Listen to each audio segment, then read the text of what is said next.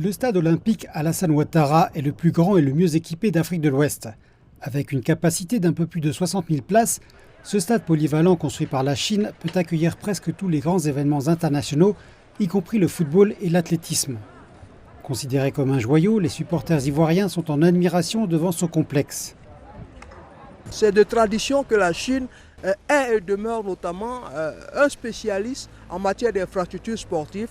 Donc on n'est point étonné de voir la beauté de cette majestueuse enceinte. Quand vous avez ces infrastructures de ce genre-là, ça donne envie de pratiquer du sport, et non seulement du sport, mais du sport de haut niveau. Lorsque la CAN prendra fin, cette enceinte pourra également accueillir notamment des compétitions de haut niveau au niveau du football ivoirien, à travers notamment le championnat national. La construction chinoise est de qualité. Vous me voyez, ce qui est là aujourd'hui, pourquoi les Ivoiriens sont fiers? On dit les Chinois. Mais ce qu'ils viennent de nous démontrer là, sincèrement, ça dépasse notre entendement. Donc nous sommes fiers des Chinois, nous sommes fiers que le président ait tissé des liens. La Chine a construit ou rénové près de 100 stades en Afrique au cours des 5 dernières décennies, afin de renforcer les relations bilatérales. Nombreux sont ceux qui pensent que le stade Alassane Ouattara et ses installations modernes auront un impact positif sur la jeunesse ivoirienne férue de sport. Un soulagement d'avoir une infrastructure aux normes internationales.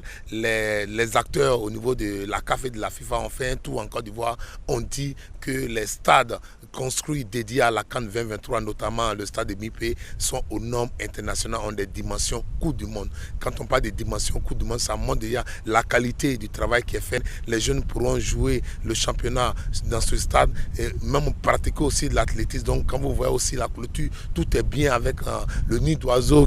Ça nous fait plaisir aujourd'hui d'être dans ce beau stade. Un stade hors pair. Dans la sous-région, aujourd'hui nous sommes numéro 1. On n'a pas demandé. On dit merci à la Chine parce que grâce à eux, on a ce beau stade. On a enjoyé. Comme on le dit en Côte d'Ivoire, on a enjoyé. À quoi va la Chine? Bisous pour le stade. Ce stade-là, c'est pas parce que c'est les Chinois qu'on le fait, mais c'est le bon métier qu'ils ont mis dedans. Ça, c'est un beau travail.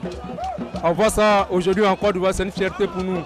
On voit le stade de San Pedro, le stade d'Mbipé aujourd'hui. Vraiment, c'est une grande fierté pour la Côte d'Ivoire. Le stade a été inauguré le 3 octobre 2020 en présence du président Alassane Ouattara, de hauts membres de son gouvernement et de l'ambassadeur de Chine en Côte d'Ivoire. Le stade accueillera le match d'ouverture et la finale de la Coupe d'Afrique des Nations de football 2023 en janvier et février de l'année prochaine.